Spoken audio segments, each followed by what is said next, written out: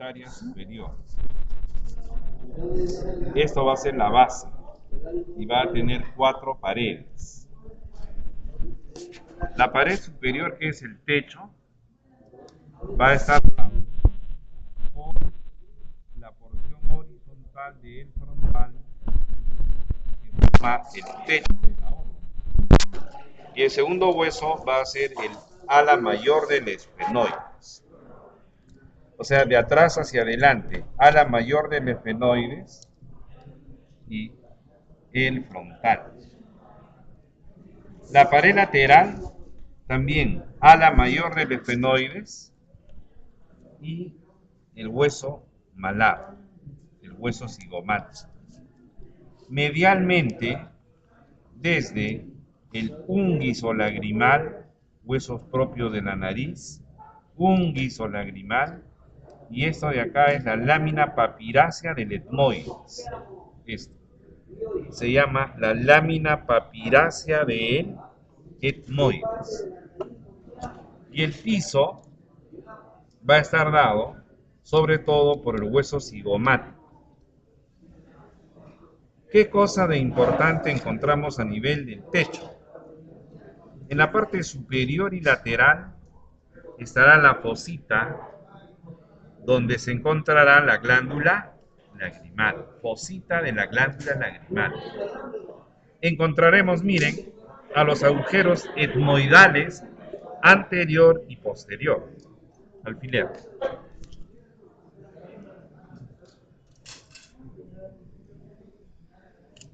Este es el agujero etmoidal anterior. Este es el agujero etmoidal anterior. Y este es el agujero etmoidal posterior. Miren, dos agujeros etmoidales. Para el van etmoidal anterior y para el van etmoidal posterior. También se va a encontrar, miren, el agujero óptico. Este agujero óptico que ya ustedes lo conocen. Este agujero óptico donde va a pasar, ¿qué nervio? El óptico, el segundo nervio, la arteria oftálmica, y el plexo carotidio que sigue a la arteria oftálmica. Porque como la arteria oftálmica es rama de la carótida interna, saben que en las paredes de la carótida interna está el plexo carotidio interno, que después que ha dado a los nervios caróticos timpánicos, van a pasar hacia la arteria oftálmica. O sea, la inervación simpática para la órbita viene en la arteria oftálmica. Y esto que es la fisura orbitaria superior. Miren, esto va a ser la fisura orbitaria superior, que va a ser la hendidura esfenoidal.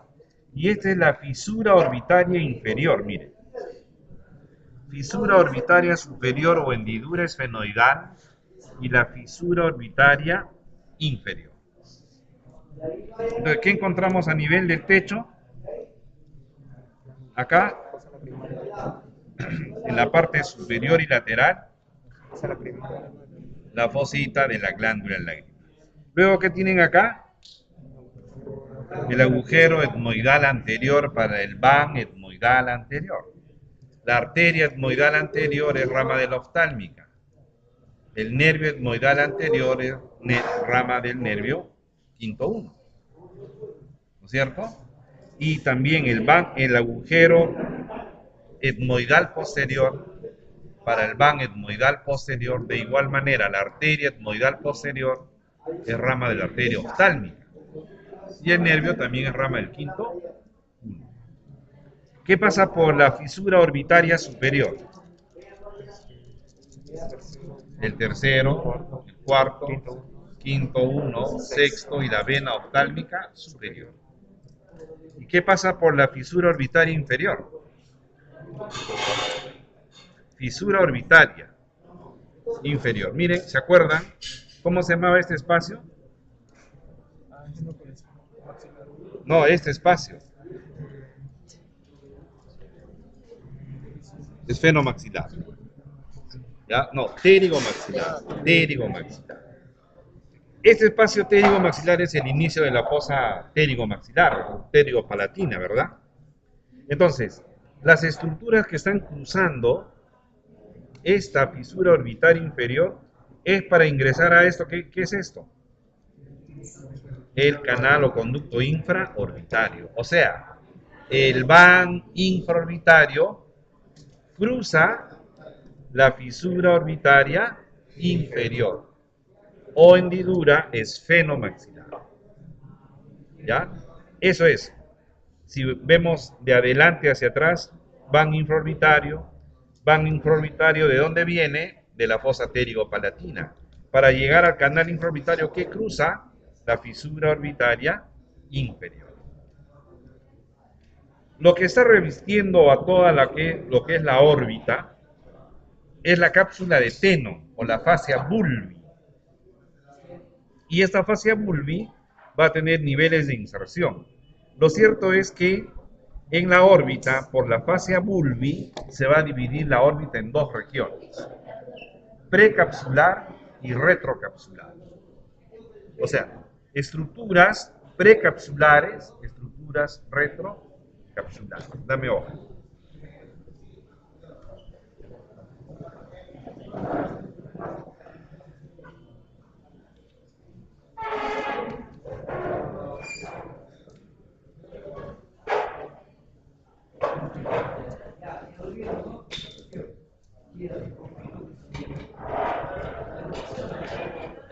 Esa es la clase de ojo que han hecho al trailer.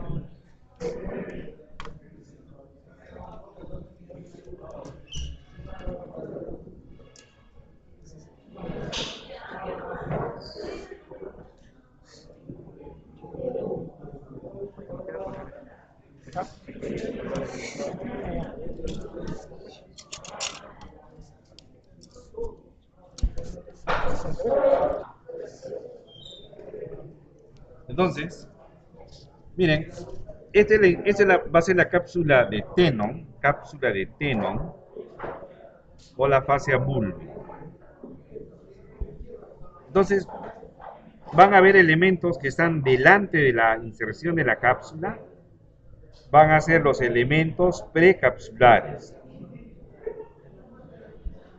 Y detrás de la cápsula, los elementos retrocapsulares. ¿Cuáles serán los precapsulares? De adelante hacia atrás. La conjuntiva. Primero, la región palpebral. 2. La conjuntiva. 3. La córnea. ¿Ya? La córnea. Y los retrocapsulares, por ejemplo, los músculos extrínsecos del ojo, o sea, los rectos y los oblicuos. Estos son los músculos extrínsecos.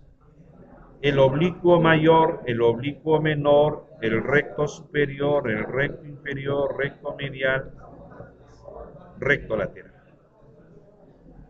¿Qué más se va a encontrar? El quinto uno y sus ramas, el nervio nasociliar, el nervio frontal, que es frontal externo o supraorbitario, y el frontal interno, que es el supratroclear. Va a estar el nervio lagrimal. Todo eso se asume que deberíamos de ver, sobre todo los troncos, las ramas. También va a estar el nervio segundo nervio craneal. Va a estar la glándula lagrimal, el ganglio ciliar, ¿ya? Va a estar la arteria oftálmica y sus ramas, 11 ramas en total. Se va a encontrar la grasa precapsular. ¿De acuerdo? Entonces, en la región palpebral, ¿qué cosa debemos de denotar en la región palpebral? En el párpado superior, el tarso superior el tarso inferior. Ah, y acá el aparato lagrimal. El tarso. Bueno, ya sabemos cómo es la inervación de la piel del párpado superior. ¿Quién la inerva? Vamos, vamos. Quinto 1, quinto 2. Quinto 1. Las tres ramas. Ya, nervio nasal, la rama frontal interna, frontal externa, el nervio lagrimal. ¿Y abajo quién? ¿Quién? ¿Qué rama? Palpebral del infraorbitario. El infraorbitario. En la conjuntiva, vamos a ver acá. Espero que sean buenos. Dame pinza. No, lo peor. Tenía yo mis ojos y ya se han perdido. Miren acá. Nada, sin uña. Miren acá, siendo este el párpado superior, normalmente se llama la hendidura palpebral cuando se toma contacto los dos bordes de los párpados. Se llama hendidura palpebral. Normalmente la hendidura palpebral debe juntarse y debe estar cerrada. En aquellos pacientes que tienen unas enfermedades, como por ejemplo las enfermedades tiroideas, en la enfermedad de Gray-Basedov, en que los ojos tienen exoftalmo, o sea, los ojos que están sobresaliendo a la hendidura palpebral. Cuando uno le dice a esos pacientes, cierra el párpado, en realidad está entreabierto y el ojo se sale hacia afuera. En tumores del ojo, ¿no?, que van también a denotarse esta hendidura palpebral. Miren, este es el tarso, ¿ven? Miren. Es un cartílago, miren. Este es el tarso. El tarso superior. Esto de acá. Lo vemos acá, miren. Ahí está. Tarso superior, tarso superior. Luego, hacia abajo, menos evidente, más pequeño, el tarso inferior. Esto vendría a ser, miren,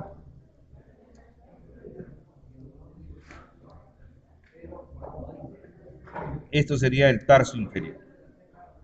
Tarso superior, esto de acá, y el tarso inferior. Luego entramos a la cavidad conjuntival. Miren, vamos a ver la conjuntiva. Dame una pinza con cremallera.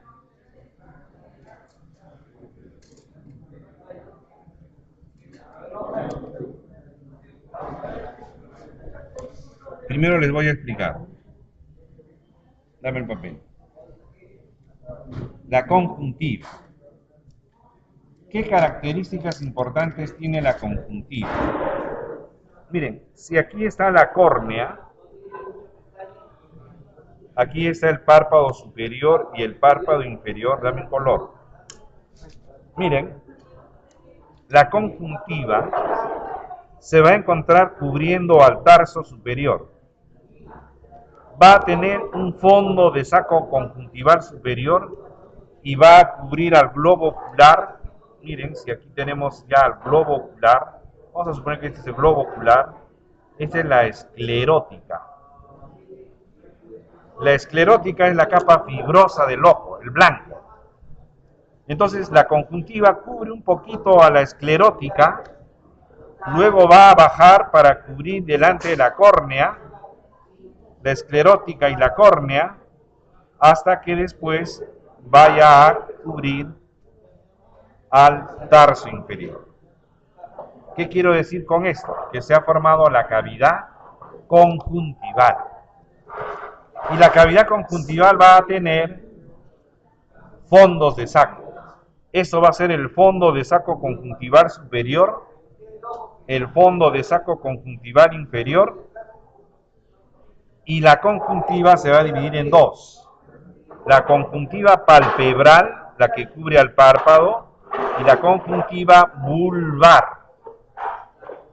Miren entre ustedes los ojos. Si ustedes ven la parte blanca, es la esclerótica. O sea que delante de esa esclerótica hay conjuntiva. ¿Y esa conjuntiva cómo se llama? Conjuntiva vulvar. ¿Ya? Entonces, si nosotros vemos acá, miren, si lo vemos acá, miren, ahí está la conjuntiva. Esta telita que estoy levantando acá, ahí está, miren, esta telita. Es lo que brilla, ¿no? Si nosotros nos miráramos, si miramos para un costado, lo que brilla es la conjuntiva. Y la conjuntiva, miren, o sea que hay conjuntiva acá pegadito al tarso, ¿cómo se llamará?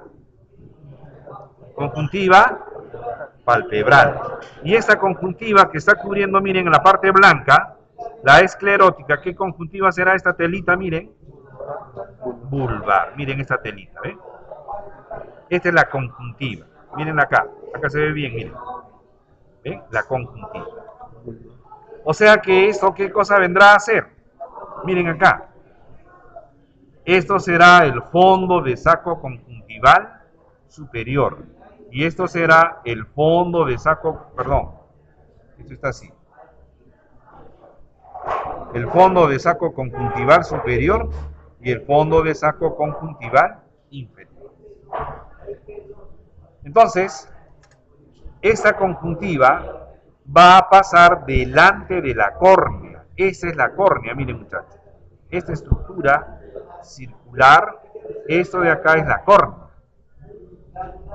Y esa conjuntiva, miren cómo va cubriendo a la parte blanca que es la esclerótica y después va a pasar delante de la conjuntiva. ¿Quién usa aquí lente de contacto? ¿Alguien?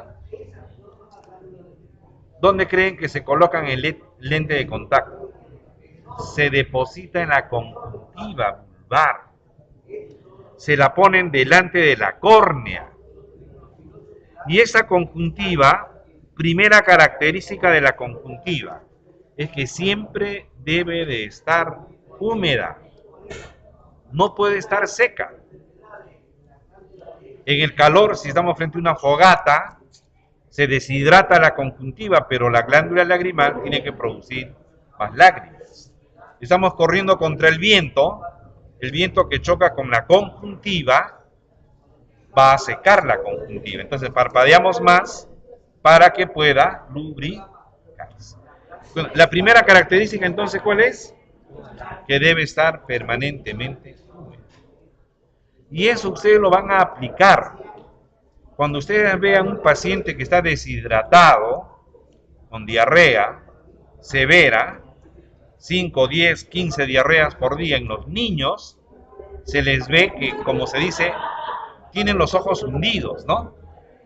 Y si ustedes ven, la conjuntiva está opaca. No es como la de ahorita que la conjuntiva brilla, porque estamos hidratados. Pero de un paciente que está deshidratado, la conjuntiva se seca. Y eso es una cosa que ustedes lo van a aprender posteriormente cuando lleven su curso de semiología médica, que les van a enseñar a examinar a los pacientes. Les van a enseñar a aplicar todo lo que están aprendiendo acá. Un ejemplo es de lo que les estoy diciendo. Ustedes van a mirar al paciente, con solo mirar nomás los ojos, ustedes ya pueden decir que el paciente está deshidratado. Tiene una deshidratación. Tercero, ya, primera característica, ¿cuál es? Húmeda. Húmeda. 2, que ¿cómo se divide? En palpebral y Vulvar. 4, está inervado exactamente igual que los párpados. O sea, tiene una inervación por el quinto 1. ¿Ya? El quinto 1. Por eso es que si una persona tiene los lentes de contacto y se quedó dormido, lo tuvo un día, 24 horas, ¿qué le va a pasar? ¿Saben? ¿Tienen idea? ¿Han escuchado qué les pasa? ¿Ah?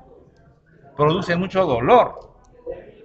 ¿Ya? Si la persona se queda dormida con el lente de contacto le causa dolor. ¿Por qué? Porque se ha ulcerado la conjuntiva. ¿Y por qué se ha ulcerado la conjuntiva? Porque al estar depositado en la conjuntiva, ¿qué ha pasado con esa conjuntiva?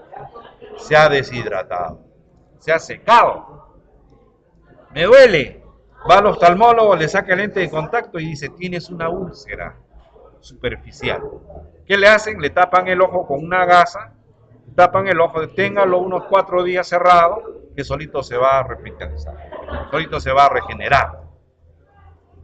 ¿De acuerdo? Por eso es de que esta conjuntiva siempre debe de estar. Quinta característica, la conjuntiva es la primera línea de defensa del globo ocular. El aire primero choca con la conjuntiva, una vez que pase por la región palpebral. Con el formol, ¿qué cosa se nos irrita y lloramos? La conjuntiva. Se irrita la conjuntiva, se nos pone rojo. Por eso el nombre de conjuntivitis. Porque la conjuntiva reacciona. Nos vamos a bañar a una playa cochina, las bacterias se nos meten a la conjuntiva, infectan la conjuntiva y se llama conjuntivitis. Entonces empieza a salir pus. Hay conjuntivitis virales también. Hay conjuntivitis de contacto. Me estás limpiando el lente y pum, me metí el dedo al ojo. Me duele, está rojo, me empieza a lagrimear. O el mejor ejemplo del formol, ¿no es cierto? Formol, todos los días nos irrita la conjuntiva. O sea que todos los días salimos con conjuntivitis por irritación, por ser la primera línea de defensa del globo ocular. Luego viene la córnea, miren, ahí está la córnea. La córnea es uno de los elementos transparentes del globo ocular. Características. 1, medio transparente del globo ocular. 2, es avascular, no tiene vasos sanguíneos. Entonces ustedes dirán, ¿y cómo se irriga? ¿Cómo se nutre mejor? Se nutre por difusión desde la cámara posterior del ojo, el humor acuoso, a través de la quinta capa de la córnea, que es la capa endotelial, va a permitir que se nutra la córnea. Tercero, hace la refracción ocular. ¿Qué significa refracción? Que el haz luminoso va a pasar a un medio de mayor concentración, de mayor densidad, que es el intraocular. Y esa capacidad de hacer esta función va a medirse por dioptrías, ¿no? Las dioptrías es lo que va a medir esta capacidad de la córnea de cambiar de densidad, ¿no? La córnea también es otro mecanismo de defensa del globo ocular. La córnea va, dame la hoja. Miren, el globo ocular va a tener 3 capas concéntricas. La capa más externa es la esclerótica, que es la capa fibrosa del ojo. Luego tenemos por dentro la coroides. Y por dentro tenemos a la retina. 3 capas concéntricas. ¿Qué características tiene la esclerótica? Miren, la esclerótica por la parte anterior es incompleta. Entonces, ¿quién la completa acá? La córnea. En la parte posterior la esclerótica es incompleta, porque va a dejar pasar al nervio óptico y va a dejar pasar a la arteria central de la retina a través de la papila óptica.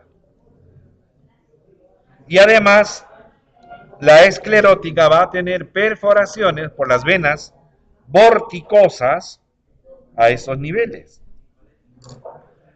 Resumiendo, la esclerótica es la capa fibrosa del ojo. Es la que va a dar la forma al globo ocular. es la que va a, digamos, también a evitar que se distienda el globo ocular. No puede el globo ocular aumentar de volumen. Quien va a limitar eso es la esclerótica. Hacia adelante es completada por la córnea, formando el llamado limbo esclero corneal. El limbo esclero corneal. Y luego en la parte posterior también es incompleta por el pasaje del nervio óptico.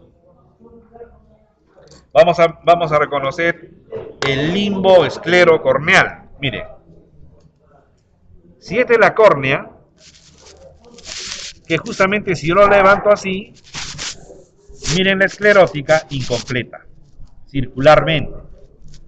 Por lo tanto, esto sería el limbo esclero corneal. Si nosotros nos miramos entre lo que es el color medio oscuro y lo blanco, vendría a ser el limbo esclero corneal. ¿Ya? Esto vendría a ser entonces el limbo esclero corneal. Esto va a ser la córnea. A este nivel ya podemos definir dos reflejos. El reflejo corneal. Sobre todo el reflejo corneal. ¿Cómo es el reflejo corneal? Uno agarra un algodón, hace una tirita del algodón y lo pasamos por la conjuntiva del paciente. ¿Cuál es la respuesta positiva? Que el paciente cierra el párpado. Te pasan el algodoncito y se cierra. Eso se llama el reflejo corneal positivo. Pero ¿qué pasa si el reflejo corneal es negativo? ¿Qué sucede? Porque está muerto. Ya, porque está muerto. El último reflejo que uno pierde es el reflejo corneal.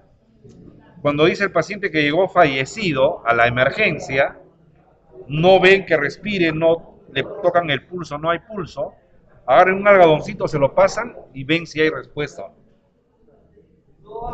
Independientemente que le tomen, que le pongan monitores, que estén en el electrocardiógrafo, etcétera, ¿no?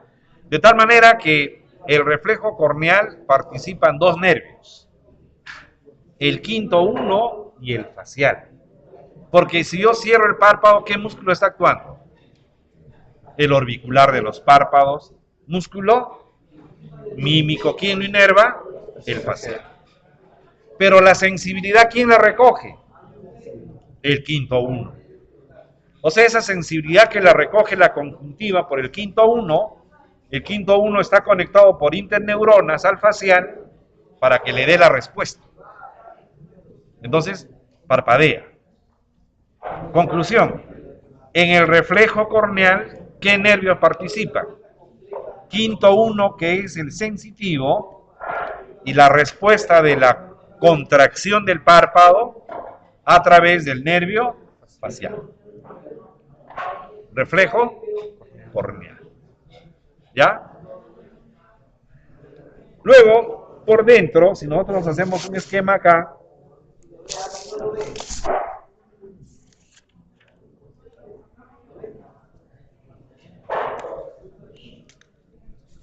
miren, aquí va a estar la esclerótica. ¿Qué será esto de acá? La córnea. Y después, hacia atrás, va a estar el músculo iris. Detrás de la córnea, el músculo iris. Si en el corte, el músculo iris se va a presentar así. Y aquí va a estar el cristalino. Y aquí estarán los procesos ciliares. ¿Qué es la úvea? ¿Quiénes forman la úvea? La úvea. ¿Quiénes conforman la úvea? Iris, coroides y el cuerpo ciliar. La úvea es el término que abarca a el iris, coroides, cuerpo